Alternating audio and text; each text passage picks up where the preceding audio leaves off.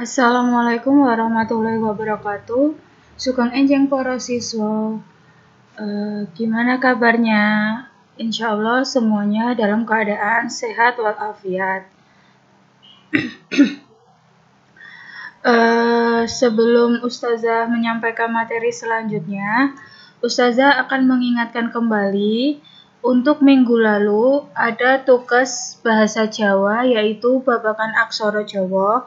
Apakah di sini masih ada yang belum mengerjakan? Jika masih ada yang belum mengerjakan tugasnya, Ustazah berikan kesempatan untuk mengerjakan tugasnya terlebih dahulu sebelum melanjutkan materi di pertemuan kali ini. Jadi, tugasnya dikerjakan terlebih dahulu supaya nilai tugas kalian tidak kosong. Karena nilai tugas itu termasuk ke dalam nilai rapot kalian. Jadi kalau nilai rapot kalian tugasnya ada yang kosong, nanti nilainya tidak bisa mencapai KKM. Untuk KKM Bahasa Jawa, Ustazah ingatkan adalah 72. Jadi nilai kalian rata-ratanya nanti harus di atas dari nilai 72. Paham? Oke, langsung saja untuk materi pertemuan kali ini yaitu sesorah. Apa to kuwi sesorah? Nah, untuk penjelasan lebih lanjut, langsung saja kita pelajari materi bahasa Jawa kali ini adalah sesorah. Nah, pertemuan kali ini Ustazah akan membahas ada 7 poin tentang materi sesorah itu sendiri. Jadi bisa dilihat mulai dari pengertian sesorah itu apa sampai teknik moco sesorah. Jadi 7 poin ini akan Ustazah sampaikan di slide berikutnya.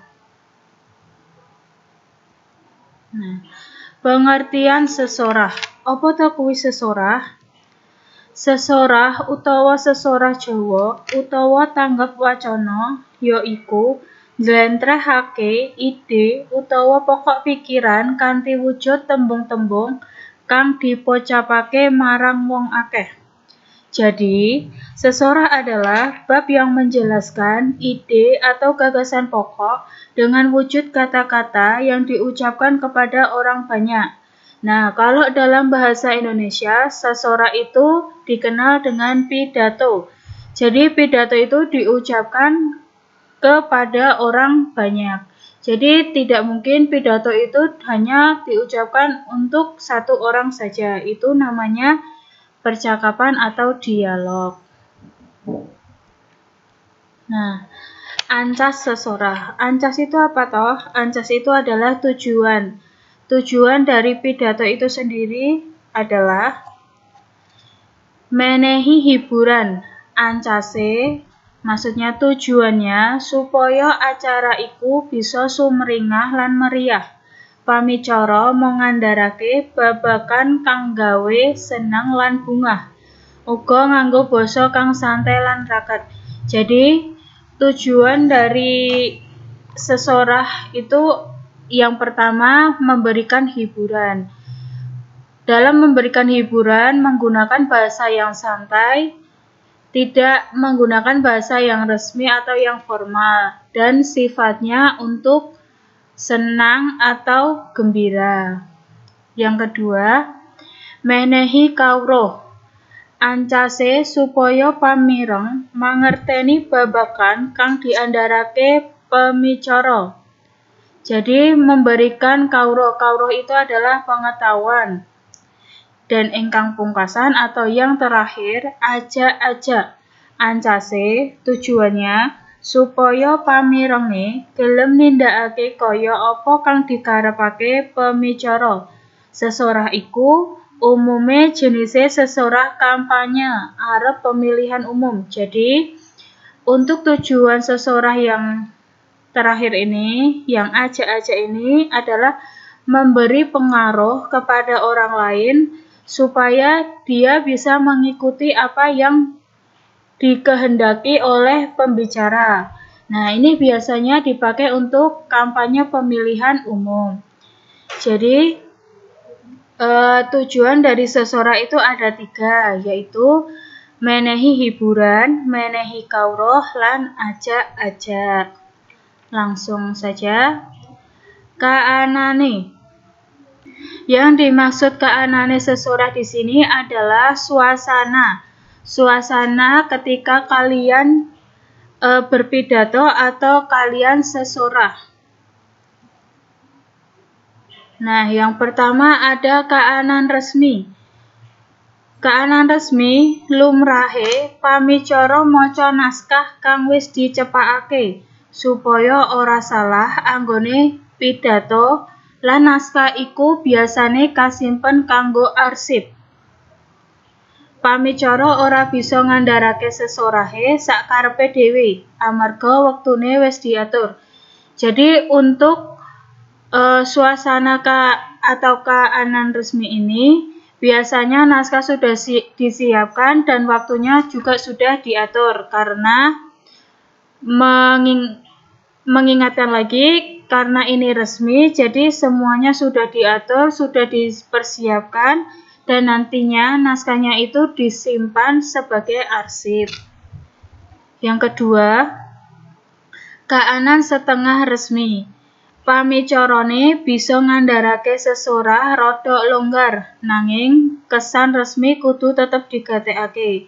Nah, ini bedanya dengan kaanan resmi tadi. Kalau kaanan resmi itu sudah dipersiapkan sedemikian rupa, tetapi kalau kaanan setengah resmi ini sifatnya masih agak longgar. Jadi tidak bahasane ora sepaneng kaya kaanan resmi. Jadi tahu perbedaannya ya. Terus kemudian yang ketiga kaanan ora resmi. Pamicarane bisa ngandharake sesorahe miturut ancas utawa pamirenge. Jadi untuk kaanan ora resmi ini pidato yang diberikan itu menurut tujuan dari pembicaranya. Jadi terserah pembicaranya itu mau menyampaikan apa. Contohnya mau menyampaikan tentang pemilu, ya nanti tujuannya itu membahas tentang apa saja yang ada di pemilu tersebut. Jadi tidak lepas dari tujuannya atau ancasnya. Dan yang terakhir, kaanan liya-liyane.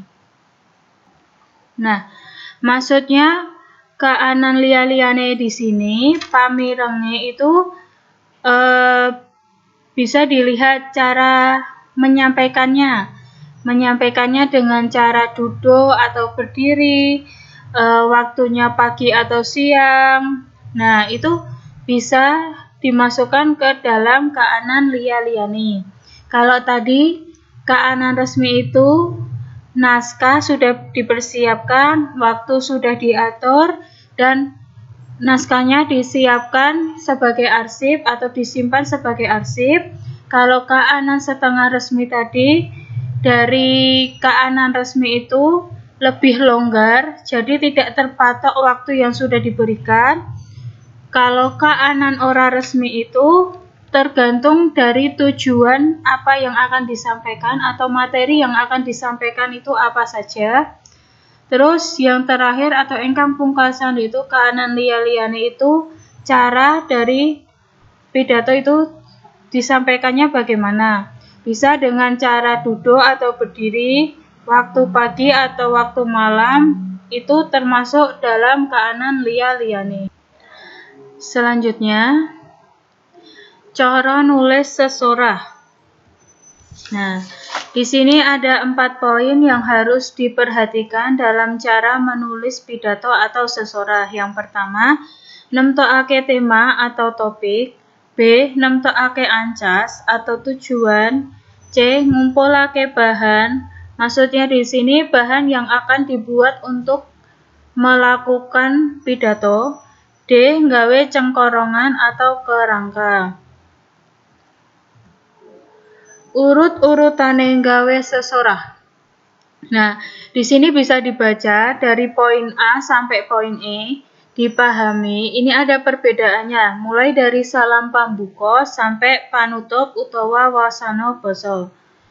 Bisa diperhatikan dan bisa dipahami sendiri-sendiri ya.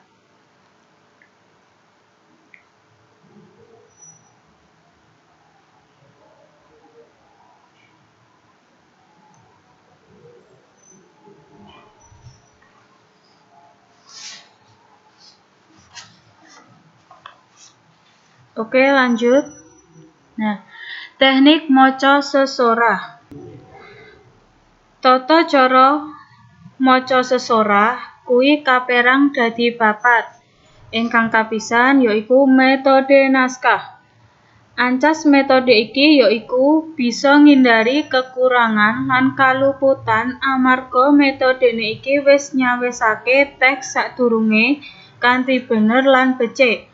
Ananging kekurangan metode iki yaiku pamicara ora bisa mbangun komunikasi watarane pamicara karo pamiarsane. Jadi metode naskah ini naskah sudah dipersiapkan, tetapi kekurangannya adalah membangun komunikasi atau dalam membangun suasana antara pamicara sama pamiarsane ini kurang. Yang kedua, metode apalan. Metode iki biasane digunakake wong sing lagi sinau bab sesorah atau bab pidato, yaiku naskah sing wis dicawisake saapi-apike banjur diapalke.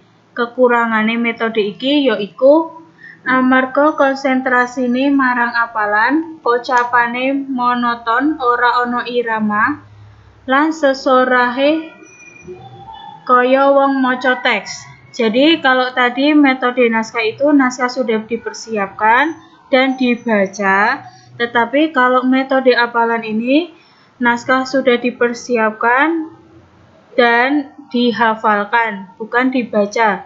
Jadi kekurangannya biasanya ini konsentrasi yang berpidato itu terpecah antara harus menyiapkan intonasinya seperti apa dan bahan-bahan yang sudah dihafalkan itu harus disampaikan dengan baik. Yang ketiga atau ingkang katelu, metode impromptu serta merta. Metode iki yaiku metode kang kanthi spontan utawa langsung pamicarane njlentrehake gagasan-gagasan ana ing ngarepe pamiyarsa. Jadi ini bedanya dari metode naskah, metode apalan. Kalau metode impromptu itu adalah spontan, jadi langsung dibicarakan atau langsung disampaikan oleh pamiyarsa. Dan ingkang pungkasan yaiku metode ekstemporan, gabungan dari naskah dan impromptu. Diarani ekstemporan amarga gabungan watarane metode naskah lan impromptu, yaiku pamicarane sadurunge sesorah nggawe catetan sing isine balungane, maksudnya kerangkanya, saka balungane kerangkane mau kanthi langsung dijlentrehke ana ing sangarepe pamiyarsa. Jadi, untuk metode ekstemporan ini harus mempersiapkan kerangkanya dahulu sebelum disampaikan ke pamiyarsa. Jadi, dalam teknik membaca sesorah ini ada 4 poin dan di setiap metode yang digunakan itu mempunyai kekurangannya masing-masing. Jadi, kalian nanti kalau disuruh berpidato bisa menggunakan atau bisa memilih salah satu metode yang sudah Ustazah jelaskan. Nah, materi yang terakhir adalah paugeran maca sesorah. Orang yang melakukan pidato atau yang melakukan sesorah itu harus memperhatikan bab-bab yang ada di bawah ini, yaitu A. Basane kudu pas karo situasi lan kondisi acara. B. Busanane kudu sopan lan empan papan. C. Intonasi. D. Sikapnya harus bagaimana itu seorang pamicara harus mengetahui sikap yang harus seperti apa yang mereka tunjukkan. Gaya bahasa lan diksi lan ingkang pungkasan yaiku wirama. Jadi 6 poin di sini harus diperhatikan untuk orang yang akan melakukan pidato karena pidato itu akan disampaikan kepada orang banyak. Jadi tidak mungkin kalau kalian sudah mempersiapkan secara matang-matang, tetapi di tengah jalan malah intonasinya tidak sesuai dengan yang diharapkan. Nah, sekarang amal soleh kalian membuka buku paket kalian, ulangan pitu, tentang materi pidato. Di situ dapat dilihat ada tulodo atau ada contoh dari teks pidato, itu bisa dibaca dan dipahami bagaimana bentuk dari pidato itu. Dan kemudian materi yang sudah Ustazah sampaikan ini bisa dicatat di buku tugas atau buku catatan sebagai catatan tambahan karena di buku paket itu kurang lengkap.